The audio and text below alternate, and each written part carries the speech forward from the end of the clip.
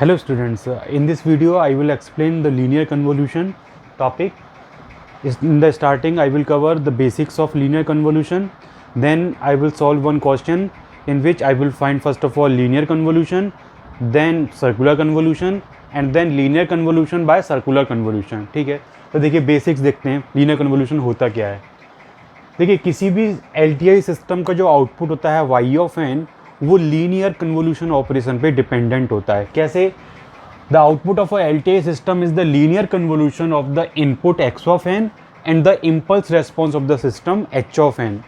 तो कोई भी अगर LTI सिस्टम है जिसका इम्पल्स रेस्पॉन्स अगर आपको पता है h of n, then for any input x of n you can define the output of the system y of n. वो कैसे डिफाइन करेंगे आप?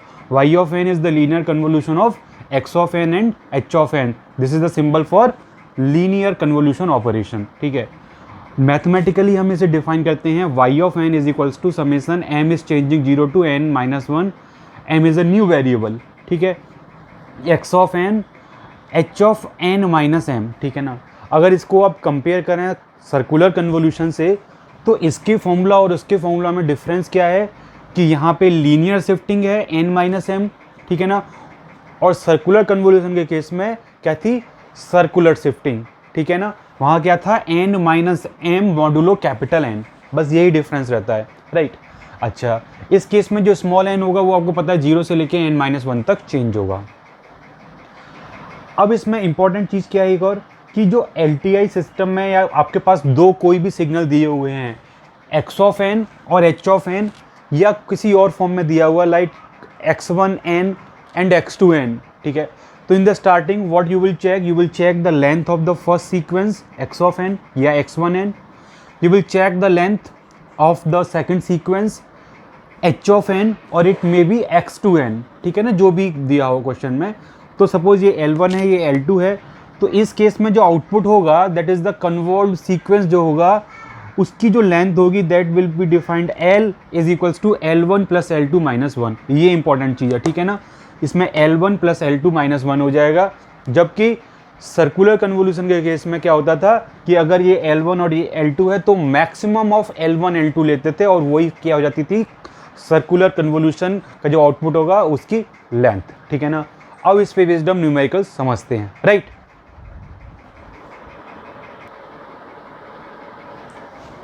अभी देखिए इस क्वेश्चन को समझते हैं. क्वेश्चन में क्या है, आपको दो सीक्वेंसेस दिए हुए हैं x1n x2n. ठीक है, डिफरेंट लेंथ के. आपको क्या फाइंड करना है?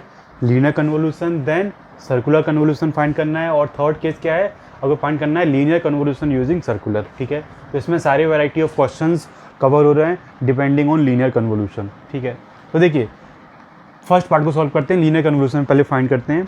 तो लीनियर कन्वोल्यूशन में फर्स्ट स्टेटमेंट आप क्या डिफाइन करेंगे कि लीनियर कन्वोल्यूशन क्या होता है. Basic definition, basic formula to find the linear convolution. ठीक है, ये आपको डिफाइन करना होगा यहाँ पे.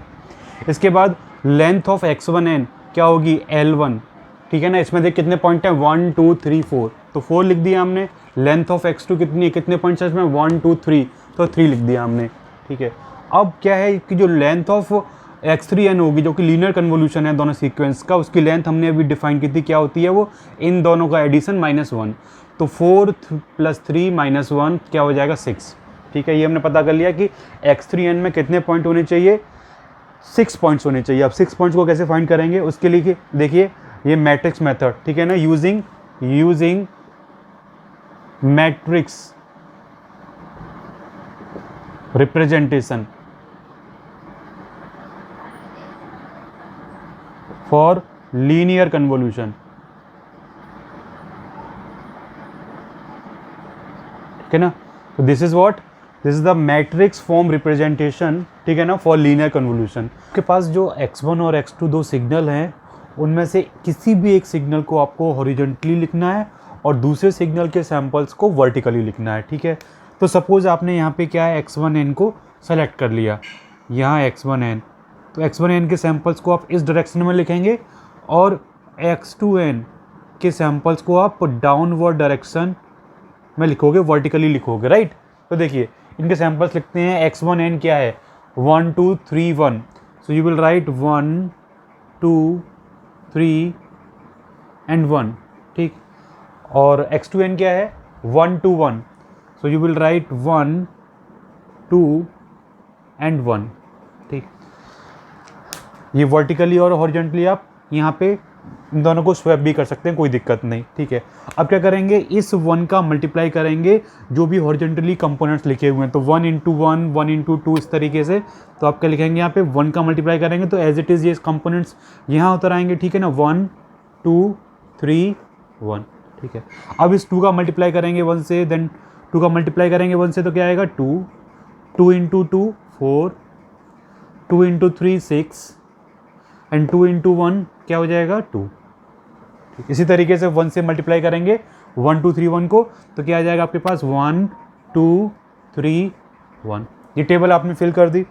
अब इसमें आपको x3n जो लीनियर कन्वोल्यूशन है उसकी वैल्यू कैसे मिलेगी, इट्स वेरी सिंपल। आपको क्या करना है, डायगोनली आपको एलिमेंट को सेलेक्ट करना है, उनको ऐड करना है। कैसे, देखिए आपको इस डायरेक्शन में डायगोनली एलिमेंट्स को सेलेक्ट करना है। तो पहला क्या होगा, केवल एक एलिमेंट आपको मिलेगा क्या 1, तो आप लिख देंगे यहाँ पे 1 कॉमा, ठीक है। नेक्स्ट क्या मिलेगा आपको, देखिए आप डायगोनली एलिमेंट को सेलेक्ट करना है तो 2 और 2 ये दो एलिमेंट सेलेक्ट हो जाएंगे। तो 2 + 2 कितना होता है बेटा 4, ठीक है। नेक्स्ट में क्या आएगा, देखिए ये 1 4 और 3 ये तीनों कंबाइन हो जाएंगे तो इनको ऐड कीजिए, 1 + 4 5 5 + 3 8, तो the next sample value will be 8, ठीक। इसके बाद क्या आएगा, ये 2 6 और 1 कंबाइन हो जाएंगे, ठीक है। ये ऑर्डर ब्रेक नहीं करना है आपको डायगोनली इस डायरेक्शन में क्या है एलिमेंट्स को ऐड करते हुए जाना है, ठीक है ना। तो 2 + 6 + 1 6 + 2 8 + 1 9, ठीक है। नेक्स्ट पॉइंट क्या हो जाएगा, 3 + 2 5 और ये बचेगा सिंगल 1, ठीक है। So this is the linear convolution of x1n and x2n, ठीक है। ये आपने सिंपल लीनियर कन्वोल्यूशन फाइंड कर लिया, ठीक है। एक तो ये मेथड हो गया। अब सपोज आपको क्रॉस चेक करना है कि ये आंसर आपका सही है या नहीं, तो क्रॉस चेक भी कर सकते हैं। तो उसके लिए मैं क्या करूँगा, इसको अभी मैं रफ कर रहा हूँ, आप इसको नोट कर सकते हैं, ठीक है। अब सपोज हमें क्रॉस चेक करना है, तो क्रॉस चेक करने के लिए बता रहा हूँ मैं आपको शॉर्टकट मेथड। आप क्या करेंगे कि पहले आप लिखेंगे कोई भी एक सिग्नल के जो सैम्पल्स हैं वो आप लिखेंगे। जैसे आपने लिख दिया यहाँ पे 1 2 3 एंड 1, इसको मल्टीप्लाई कराएंगे किसके साथ में, जो सेकंड सीक्वेंस है 1 2 1 के साथ में, ठीक है। तो जैसे आपने बचपन में मल्टीप्लिकेशन किया होगा उसी पैटर्न पे आपको मल्टीप्लाई करना है। कैसे, 1 को मल्टीप्लाई कीजिए 1 से, देन 3 देन 2 देन 1, तो क्या मिलेगा आपको मिलेगा 1 3 2 एंड 1, ठीक है। यहाँ पे क्रॉस लगा देते आप, क्रॉस लगा दिया आपने। अब इस 2 को मल्टीप्लाई कीजिए इस पैटर्न के साथ में, तो क्या मिलेगा आपको मिलेगा 2 × 1 2 देन 6 देन 4 एंड देन 2, ठीक। आपने डबल क्रॉस लगा दिया, ठीक। अब आपको 1 से मल्टीप्लाई कराना है इस पैटर्न को, 1 2 3 1, तो क्या मिलेगा आपको मिलेगा यहाँ पे 1 3 2 और 1, ठीक। बस जैसे आपने बचपन में ऐड किया था उसी तरीके से आप नंबर्स को ऐड कर दीजिए। यहाँ क्या आ जाएगा 1 3 + 2 5, ये क्या हो जाएगा 6 + 2 8 1 9 4 + 1 5 5 + 3 8 2 + 2 4 और ये 1, ठीक है। इससे चेक कर लीजिए। अच्छा, यहाँ पे अगर कोई एडिशन के बाद अगर कोई कैरी जनरेट होती है, जैसे आपने सपोज़ यहाँ पे आपके पास है 6 और यहाँ आपके पास है सपोज़ 12, ठीक है। तो 3 + 12 15, तो 15 में 15 पूरा नंबर आप यहाँ लिखोगे, 1 कैरी यहाँ नहीं होगी, ठीक है ना। तो इन एलिमेंट्स को ऐड करके लिखना है जो भी रिजल्ट हो, ठीक है ना। इन एलिमेंट्स को ऐड करके लिखना है जो भी रिजल्ट हो, ऐसे आपको कैरी फॉरवर्ड नहीं करनी है, राइट। तो ये आप क्रॉस चेक कर सकते हैं 148 951 148 951, मतलब आपने एकदम करेक्ट आंसर यहाँ फाइंड किया था उस मैट्रिक्स मेथड से, ठीक है। ये आपने क्रॉस चेक कर लिया। अब इसके बाद देखिए सेकंड सर्कुलर कन्वोल्यूशन, ठीक है ना।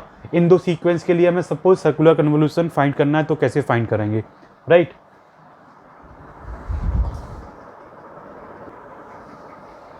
तो इन द सेकंड पार्ट आपको फाइंड करना है सर्कुलर कन्वोल्यूशन, ठीक है। देखिए इसी में हम चेंज करते हैं कि इससे थोड़ा कंपैरिजन भी हो जाएगा कि किस तरीके से लीनियर और सर्कुलर में आप डिफरेंस क्रिएट करेंगे और कैसे आप क्वेश्चन को सॉल्व करेंगे, ठीक है। तो लीनियर सेकंड पार्ट में क्या है, लीनियर कन्वोल्यूशन की जगह circular, second part circular convolution of, ठीक है ना, आपने डिफाइन कर दिया। अब इसमें ये जो सिंबल है ये लीनियर के लिए होता था, अब आप यहाँ पे सर्कुलर के लिए लिखेंगे। तो सर्कुलर के लिए क्या लिखेंगे, इस ये सिंबल, ठीक है ना, ये क्या बोलते हैं इसको, x1n circular convolution with x2n with capital N points, ठीक है ना, this is a symbol for circular convolution, ठीक है। इधर इस मैथमेटिकल एक्सप्रेशन में क्या चेंज हो जाएगा, ये एक्सप्रेशन सेम रहेगा, x1m रहेगा, x2n माइनस m रहेगा, लेकिन इसी का क्या हो जाएगा, मॉडुलो ऑपरेशन, ठीक है ना। तो डबल ब्रैकेट लगाया आपने, डबल ब्रैकेट लगाया और यहाँ पे लिख दिया कैपिटल N, ठीक है ना। तो this is the way we define circular convolution, ठीक है ना। तो यहाँ पे मैं क्लियरली लिख देता हूँ क्या जो अभी लिखा है मैंने, x2 n minus m modulo capital N, ठीक है, and this is what x1 m into, ठीक है। अच्छा अगेन इसमें क्या करेंगे, हम लेंथ चेक करेंगे सिग्नल की, x1n की लेंथ 4 है, लेंथ ऑफ x2n इज 3, ठीक है।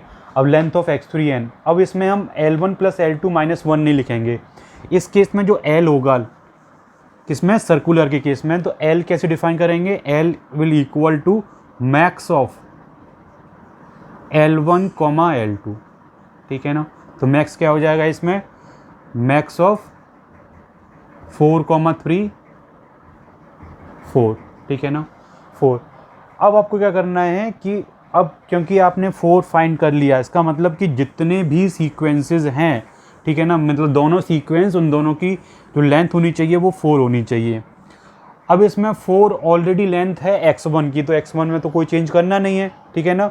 But we will redefine x2n and we will increase its length by 0 padding, ठीक है ना।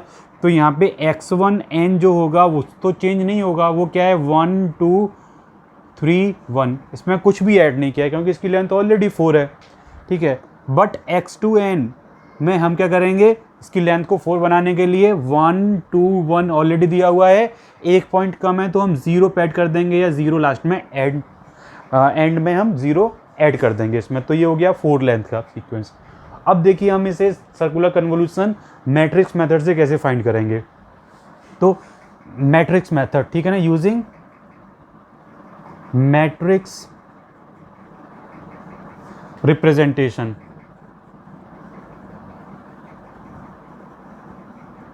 ठीक है ना, फॉर सर्कुलर कन्वोल्यूशन, ठीक है। इसमें कैसे रिप्रेजेंट करेंगे, इसमें ये आ गया आपके पास x3n क्या है, x3 0 होगा, x3 1 होगा, x3 2 होगा एंड x3 3 होगा। इसमें भी 4 सैंपल्स होंगे, ठीक है। अच्छा यहाँ पे इस मैट्रिक्स में आप चाहे तो x1n को लिखिए, चाहे x2n को लिखिए, ठीक है। यहाँ पे आप सिंगल को इंटरचेंज कर सकते हैं, ठीक है ना। तो लाइक हमने क्या किया, x2n को हमने यहाँ पे लिखा, वर्टिकली लिखा, ठीक है। तो यहाँ पे जितने सैंपल्स हैं उनको वर्टिकली लिखिए 1 2 1 0, ठीक है। अब देखिए इस मैट्रिक्स को कैसे फिल करेंगे, ध्यान से देखिएगा कैसे करेंगे। देखिए जितने भी सैंपल्स हैं उनको वर्टिकली लिखिए पहले आप, ठीक है, 1 2 3 1, कोई दिक्कत नहीं। अब क्या करेंगे, इन द नेक्स्ट कॉलम, ठीक है ना, ये 4x4 की मैट्रिक्स होगी, पहली बात ये 4x1 की है और ये भी क्या है 4x1 की, तो ऑटोमेटिकली ये क्या हो जाएगी 4x4 की मैट्रिक्स। तो एक कॉलम तो हमने फिल कर दिया, अब आपको 3 कॉलम और फिल करने हैं। कैसे फिल करेंगे, जो लास्ट वाला एलिमेंट है उसको टॉप पे ले जाओगे आप, उसको टॉप कराओगे और बाकी एलिमेंट्स को 1 पोजीशन डाउनवर्ड शिफ्ट कर दोगे। तो 1 तो आ गया यहाँ पे और 1 2 3 बचा, तो उसको इसके नीचे लिखेंगे, ठीक है ना, 1 2 और 3। ये सेकंड कॉलम आपने ऐसे फिल कर दिया। इसी तरीके से बाकी कॉलम फिल करेंगे। अगेन आप जो बॉटम जो लास्ट में आया उसको टॉप पे ले जाओगे आप 3, और जितने पॉइंट्स हैं टॉप वाले उनको 1 पॉइंट से डाउनवर्ड शिफ्ट कर दोगे। तो 1 1 2 है तो यहाँ पे लिख दिया आपने 1 1 2, ठीक है। अब बस एक कॉलम और फिल करना है आपको। अगेन इस 2 को आप क्या ले जाओगे, टॉप कराओगे इसको, ठीक है ना, और बाकी को 1 पोजीशन डाउनवर्ड शिफ्ट कर दोगे। तो 3 1 1, यहाँ पे क्या आ जाएगा 3 1 एंड 1, ठीक है।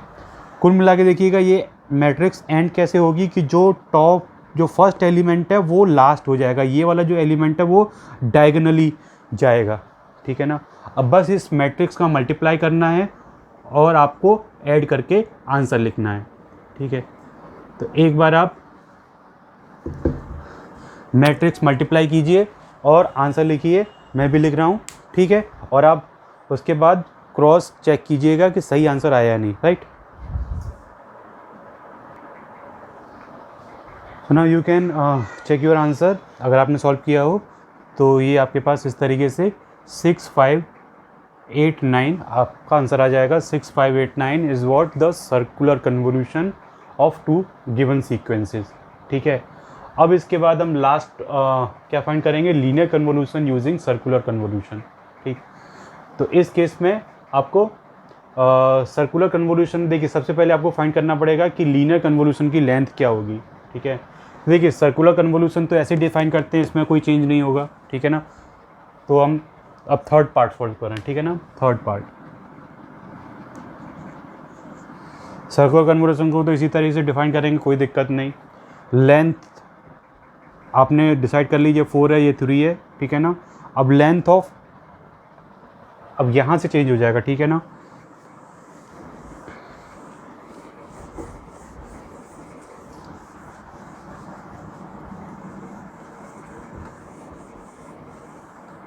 यहाँ से देखिए क्या चेंज होगा। आपने लेंथ ये L1 L2 तो आपने यहाँ से पता कर ली, गिवन है ये तो, ठीक है ना। यहाँ 4, ये 3। अब इसके बाद लेंथ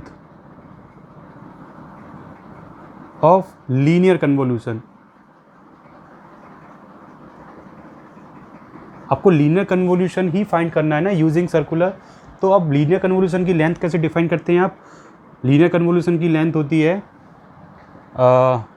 ये आपके पास क्या है L1, ठीक। L इज इक्वल्स टू क्या होता है L1 प्लस L2 माइनस 1, ठीक है, लीनियर कन्वोल्यूशन के लिए। तो यहाँ पे क्या वैल्यू हो जाएगी 4 + 3 - 1, ठीक है, ये हो जाएगा आपके पास 6, ठीक।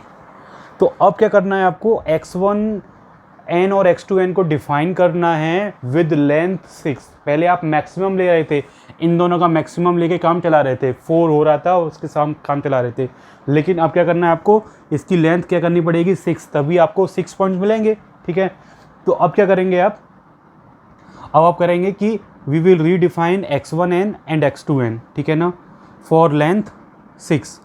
Now x1n is equal to क्या हो जाएगा 1, 2, 3, 1, 4 पॉइंट्स तो हैं इसमें, लेकिन हमें लेंथ कितनी करनी है 6, ठीक है। तो 6 करनी है, तो 6 के लिए इसमें 2 0 हमने ऐड कर दी या लास्ट में ऐड कर दी, राइट। इसी तरीके से x2n क्या हो जाएगा 1, 2, 1, 3 सैंपल ही हैं लेकिन 6 करना है आपको, तो आपने 3 zeros इसमें लास्ट में ऐड कर दी। अब x1n x2n, अब again you can use the matrix method to find the circular convolution for x1n and x2n, ठीक है ना। अभी आप एक बार खुद से ट्राई कीजिए और मैं इधर भी सॉल्व कर रहा हूँ। मैं फाइंड करूँगा क्या सर्कुलर कन्वोल्यूशन इन 2 सीक्वेंस के लिए, ठीक है ना। लेकिन यहाँ कैपिटल N क्या हो गया, कैपिटल N क्या हो गया, यहाँ पे 6 हो गया, ठीक है।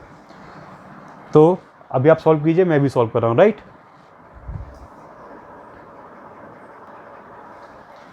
Okay, now you can cross check your answer, ठीक है। अभी मैं इसे सॉल्व कर रहा हूँ, अब आप चेक कीजिएगा कि आपने किस तरीके सॉल्व किया और इस तरीके सॉल्व किया है नहीं। मैंने जो सॉल्व कर रहा हूँ, तो देखिए using the matrix representation for circular convolution क्या करेंगे, देखिए यहाँ पे 6 × 1 की मैट्रिक्स होगी क्योंकि कैपिटल N क्या है 6, ठीक है। यहाँ पे क्या होगा x3 0, x3 1, x3 2, x3 3, x3 4, x3 5, ठीक है।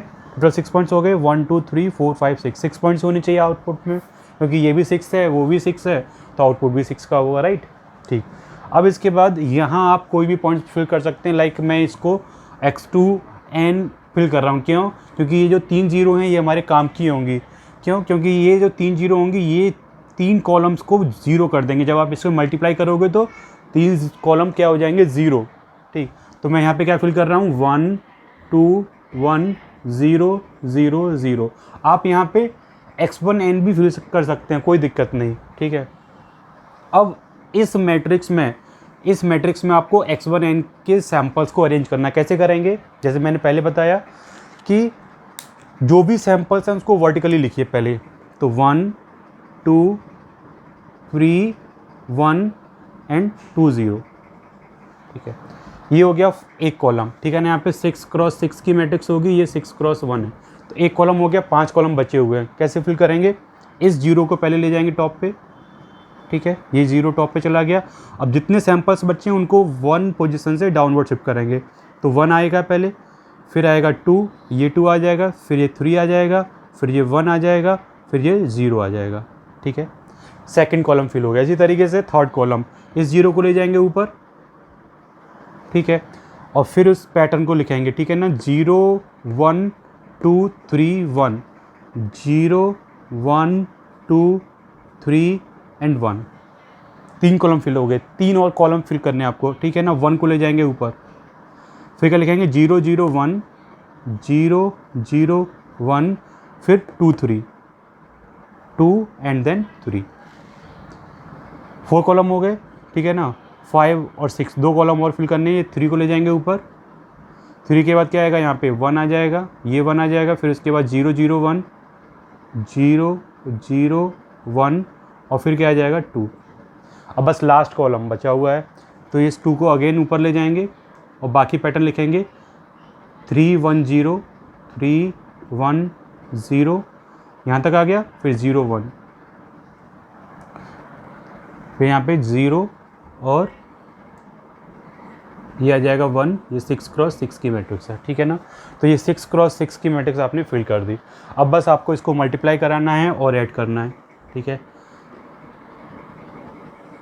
इसमें केवल 3 एलिमेंट ही आएंगे, क्योंकि जब ये रो कॉलम से मल्टीप्लाई होगी तो ये जो 3 ज़ीरो हैं, ठीक है ना, ये 3 कॉलम्स को क्या कर देंगे, ज़ीरो। ये 0 0 0 0 0 0, केवल ये एलिमेंट्स बचेंगे और इसको आप मल्टीप्लाई करके लिख सकते हैं। ठीक है ना, अब मैं यहाँ पे बाकी सॉल्व कर रहा हूँ, आप भी सॉल्व कीजिए। राइट, अभी अब आप अपना आंसर चेक कर सकते हैं। 148951 आएगा। ठीक है, ये जो आपने पार्ट 1 में जो आंसर मिला होगा वही सेम आंसर आपको यहाँ मिलेगा, लेकिन यहाँ हमने सर्कुलर कन्वोल्यूशन से इसको फाइंड किया। ठीक है, तो इसी पैटर्न पे क्वेश्चंस पूछे जाते हैं यूनिवर्सिटी एग्ज़ाम में, तो आप इस तरीके से और भी क्वेश्चंस की प्रैक्टिस कर सकते हैं। ठीक है, मैंने मेथड आपको बता दिया। Now thank you everyone for listening this video. Okay, thank you.